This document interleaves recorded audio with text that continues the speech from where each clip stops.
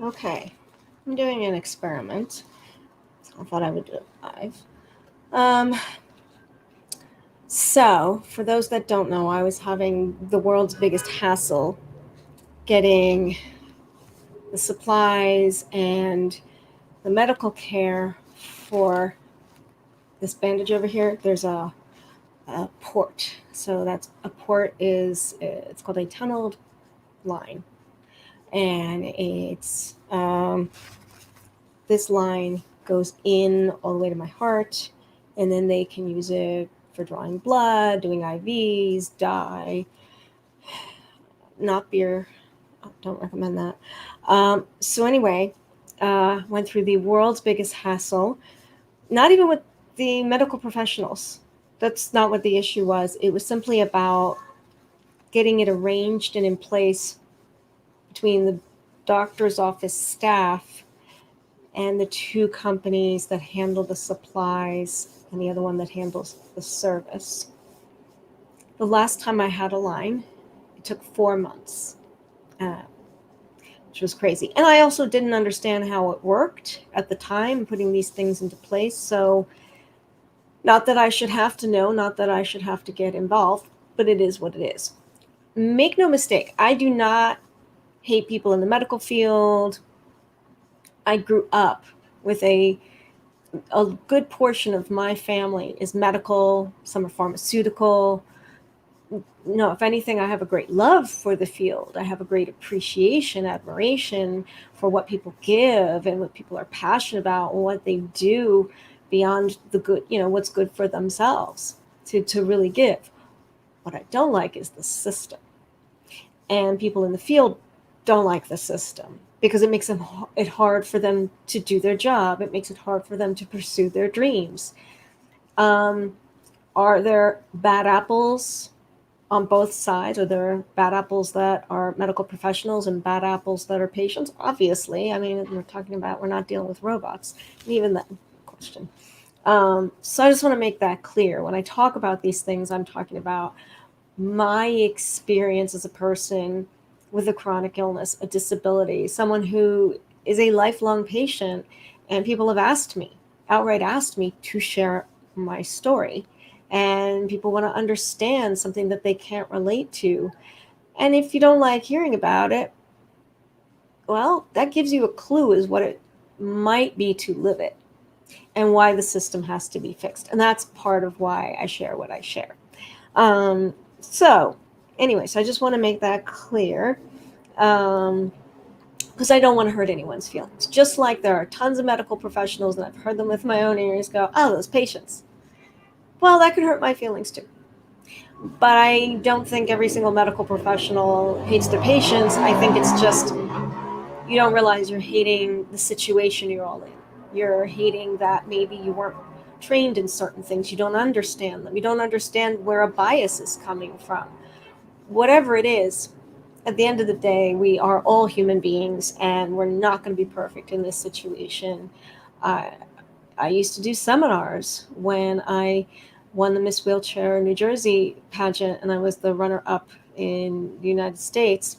It's not a beauty pageant, it's about being a spokesperson for the disabled community. And one of my platforms was educating people on disability awareness and patient sensitivity. Agencies initially, before all of that, reached out to me and asked me to do these seminars with health aides to humanize patients because they were having such a problem with abuse and neglect. And so it led into me doing that for all different branches of healthcare, including nurses and doctors and so on. So, I feel like it's really important for us all to have awareness, for us to hear each other's stories. I've even done seminars for people who are on the other side, the patients, clients, customers, just so they can understand what it's like to be in the shoes of someone who has to do their job perfectly. Uh, Not an easy ask. So there's pressure on both sides, and then you add in, insurance rules, whether people get paid, liability. Doctors are getting sued left, right, and center. It makes it hard to do your job when you have these unnecessary non-medical pressures on you. And then you have patients that don't understand why you're behaving and talking the way you do. And then vice versa, people don't understand what it's like to be a patient, to be in pain, to be suffering. They're trying to judge by what they think they see. And that's why I feel it's super important to try and bridge that gap. I can't promise a disclaimer anytime I speak about these issues, but just for the record. So I had a fun time getting this all into place. I was determined I was not going to go through 4 months of trying to get the care in place for this because it's a high-risk situation. The bandages, called dressing, that's not for salad, this sterile dressing over here, that has to be changed once a week so you do not risk infection. This line has to be flushed. For me, in my situation, because of my illness, which makes my blood thicker and produce clots, once a day. So because things didn't get into place 2 weeks ago when this was installed, I know they call it placed, but I don't know. Maybe it's because I was into cars. Anyway, it was kind of neglected. I did go to the doctor's office and I was like, look, can you just deal with it so we know it works and we can change the dressing? Okay. Unfortunately, I've been having an allergic reaction to their dressing, but the line was working at that point. I have major surgery tomorrow, and this is a huge concern whether the line is working. It's still within the time frame that there should not, in theory, be any infection risk in this line, because you're talking over a week, that's when it becomes a concern. So we're good. It's, today is the day this has to happen. So I don't know. I thought I'd share the discovery of whether this is working and whether or not I got to do something about it if it's not. But push come to shove, drove myself crazy all week, advocating for myself, because it's not like others didn't. There were some nurses at the different agencies that know me, and they were trying, but it just wasn't working. And I had to channel that part of myself that I don't like to channel in these situations. But I spent all week on the phone, on emails, till 10 o'clock last night, all this morning. So I haven't gotten any rest before my surgery. So last night when I posted, I was not in a good mood. But the good news is I've got the supplies. This is not a lobster bib, a sexy lobster bib. They did lie to me. They told me that the agency that gives the supplies said they will send the nurse to do the dressing. Not to worry, and they promised up and down. I'm like, but the last time you guys said you couldn't do that person just signs you in and hands you a folder. No. We do this all the time. I'm like, but here's my reasons why. Because I'm not getting infusions. And that was the thing the last time why I couldn't. No. So again, I don't know what I'm talking about. So they promised me by 4 o'clock, all of these supplies would be delivered, and a nurse was also going to come. So the nurse that was ready to come from the visiting nurse service, who helped me the last time and was also advocating for me, she was ready to go today. She just really needed to know when are these coming, and since they promised there was going to be a nurse, then we ended up going, okay, so let them do it, because that's what they're saying is now the procedure with it. So at 4 o'clock, there was a box of supplies with a folder, a welcome to the company, welcome patient to the company folder taped to it, exposed to the world with all my information on it, HIPAA violation. Luckily, the physical therapist was here, and that took a month to get into place. Again, same sort of nonsense. And she was like, let me just get the box. Let me help you unpack everything, because I can't change the dressing myself. And I'll just bring a dressing kit tomorrow with me, because I know the ones from this company I'm not allergic to. I was so happy to see them. And I'll just bring it with me to the hospital. They can do that part. I know how to do what's called flushing and heparinizing, checking the line, all of this business. So I know how to do that. So that's what I'm going to do now, because I need to know tonight, right now, if this line works. Because if it does not, then my next adventure would be I have to go to the emergency room tonight, which I don't want to go there, so that they can do what's called a clot buster. So I don't want to do that. Because they can't do that before the surgery, then it compromises the surgery. See, no matter what, if there's a clot there, the surgery might have to be rescheduled. So we don't want to do that. So if you don't like blood, don't look at my cleavage. If you find this interesting, I mean, don't look at my cleavage, look at what I'm doing. Anyway, so I don't know. I thought I would just share it with you and we could discover together whether this works or not. I have sterilized my hands, sanitized my hands. I have a sterile dressing here. That's what this is. So we have our saline. I have 2 of those. I have to make sure that I put saline in. I pull some blood out. And then I am going to put more saline in to flush the line. And then I'm going to heparinize. This is heparin. So we call it heparinizing. And this prevents the clots from forming. If you wait too long, it's not going to work. The clots will form. I also have my sterile caps. I have 2 of them on the tray, just in case, gravity wants something. And then I have pre-opened my alcohol pads because you don't want to watch me take 20 minutes to open things. And normally this whole thing would get changed, which I'm unable to change this part. This part, I don't have the tool I need to change. So again, I'll bring these supplies with me tomorrow. They can do that. All will be good in the world. So being careful and precise is very important here.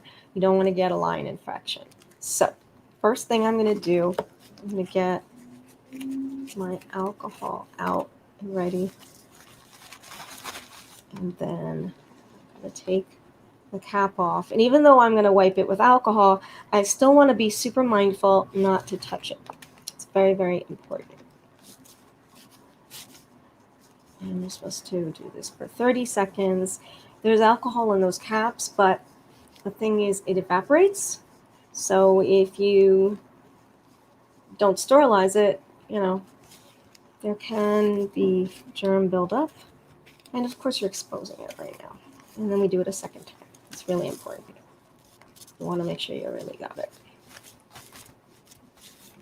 Okay. Now, I probably should have done this part first, but that's okay. It's been a year since I've done this. So, take our cap off. And super important is we want to get the air out of here because we don't want to die. Probably that would not happen. It just depends on the amount of air, but you never want to take a chance. So I tend to bang them like that, and the bubbles come up to the top, and I look to make sure I don't see anything at the bottom. And then I'll be wiping with alcohol again, don't you worry. I find if I pull back on it, there seems to be pressure on these things. There we go. You let a little bit come out so you know you got it. And I always check again. All right. One more time with some alcohol. All right. The moment of truth. So there's no needles involved here, which I'm glad about. It's a Laura Lux system, which is it's a twist-on system. Okay. Now I have to release this little closure so that I can put the saline in. And what you want to do is you want to just put a little bit in and then pull back to just make sure the blood flow is there. Plus, if there was a clot, you don't want to push this whole thing in and put the clot inside. It would not be a good situation. Okay, I can feel it. Now I'm going to pull back. Yes. Okay. So then I'm going to flush the rest of this in. And I do what's called a pulsating flush, which is like little things like this, because it helps sort of scrub the line. And it's so weird when you do this. You can taste the saline. It's interesting. You want to scrub the line, and less chances of infection if you do that. They've done a lot of studies on that. Okay, so I let it sit there for a second, so I marinate for a second, and then when you pull, and you got to get trained to do this. I should have said this at the beginning. Your doctor or whoever he assigns to train you, if you are to do this ever yourself, has to train you. You must never, never, never, ever do what I am doing unless that has happened, unless they approve you for doing it, because you can really, I mean, this line is to your heart. You can do some damage. So just FYI. But in case you've been trained and you're not sure and you need a refresher, so you have to pull slowly because the pressure you're pulling, you don't want to damage your vessel wall or you don't want to do that. So just slow, take your time. You're not in a rush. At this moment, you are not in any rush. So I've always had to pull out a whole tube to really make sure, like I feel some resistance there. So that means that my blood is a little bit thick, and we definitely want to make sure I get it all. Now, this is unique to me because of my illness, because when I get a lot of inflammation, my hematologist and I worked on trying to figure out what was going on. But the bottom line is what was causing a lot of my mini strokes was my blood after inflammation. It gets super thick. It's kind of crazy and scary to see what happens. And so that's part of why I can form the clots in the line and why I have to do this every day. And we found that the best way to prevent the clots, they're called one-way clots, is to take out a tube of blood. So now, before I disconnect this, I want to make sure everybody else is ready. So I'm going to carefully make sure all the bubbles are out. I'm going to pull back to release the pressure. Okay. I'm going to check. Nope. You bastard. I see you down there. Sometimes I go like that. And it helps a little bit. You also need to just watch the end of it as you're putting it in, because sometimes it's weird, but sometimes air, I don't know why, comes out of the tube. I don't know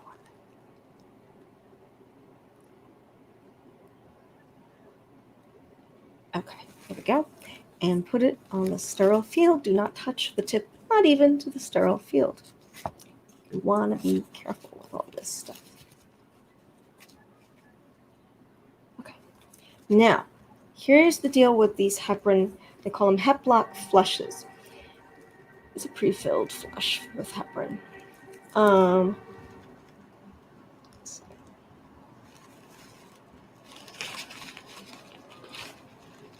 It's not going to happen right now, is it? I loosened them before just to make sure.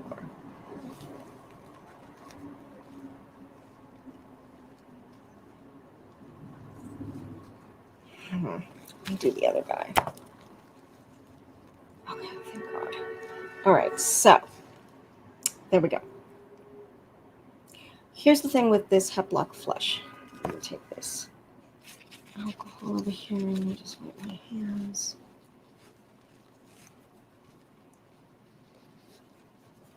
Live TV. Okay. These are tricky because they do pressurize them. So you can't just push on them. And they don't tell you that. So this is definitely one of those things that you have to like pull this thing back. Sometimes it pops. Sometimes it doesn't. It depends on if they were fully pressurized. The stuff is still good inside. I spoke to the company because I was confused one time, like why some of them were, some of them weren't. And since I'm injecting it into my body, I just really wanted to know the deal. So make sure there's no bubbles at the bottom. Tap for good luck. Okay. Okay. Lay it down there. Okay. Now, have my alcohol ready. And now I get to disconnect this tube of blood. Don't spill it, it stains. Put it off way to the side. And now I need to clean this.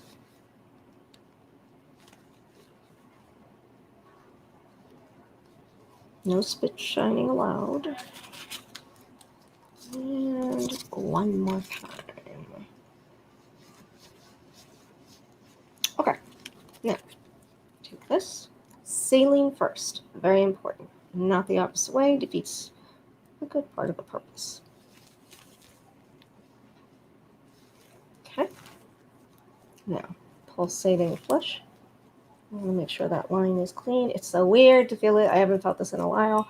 And it's just like it's all this coolness. I can feel it going through. After a while, you get used to it and then you don't feel it anymore. It's not upsetting or anything like that. It just feels like water is running down your chest. Okay. And the saline taste, you get used to that too. I find it more interesting that I'm putting it here, but I could taste it here. It says how connected the knee bone is to the hip bone. Okay. This guy is next, our heparin. Okay.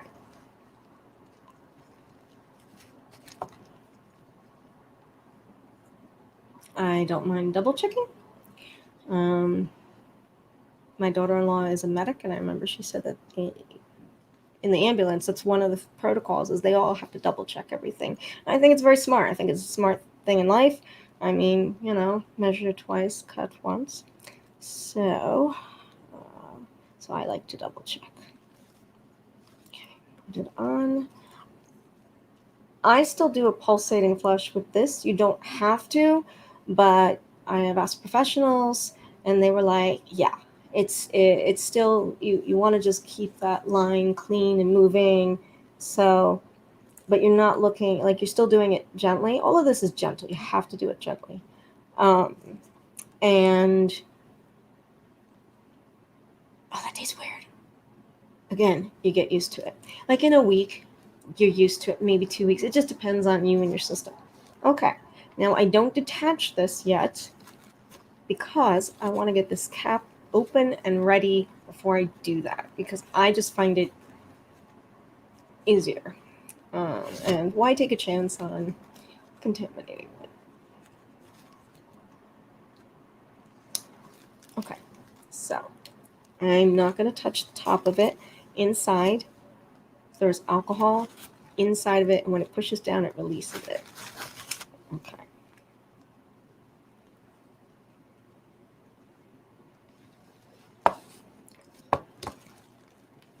Now, ideally, if you can pull it off, you are supposed to close this first because of the pressure. So you want the pressure released out of it. I had some really good infusion nurses over the 2 years. Not always, but the really good ones. They taught me well. Okay, so you want to be careful that you're not touching anything but the inside of that cap. I'm going to wind it on really tight. And then you want to put it back in your bra. So there we go. It's working. This is good. I honestly feel relieved. I won't lie to you. I was really nervous about this because I don't want to go to the emergency room tonight. And I don't want to reschedule my surgery. So this is good. It's working. I've got the supplies. The nurse, I will let her know what happened so that I can get the nurse that saw me before. But basically everything is worked out, and sometimes you do have to be your own advocate. Definitely there were others that were advocating with me, for me. And, these are relationships you build over the years when you are a chronic patient, and it's, you don't want to be, but it's just what is. And so it's not like it's a career, but with anything you do in life, I mean, at the supermarket, at the butcher shop, like there's networking. You need to build relationships with people. And so sometimes they can help you and sometimes they can't. And at the end of the day, you do have to learn to help yourself where you can. And it might make you want to spit bullets, but I don't know. There's nothing better feeling than when you finally got what you medically required in place. Because now you can move on to the reason you're doing any of this, or, conquering whatever's wrong. So this is really, really happy. I'm in better spirits than I was last night. And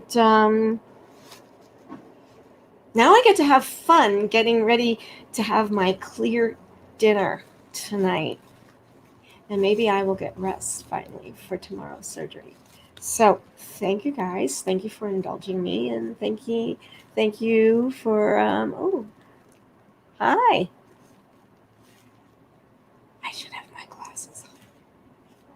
But thank you guys very much. Thank you for helping me practice how to do a live through StreamYard. See you on the other side of the surgery.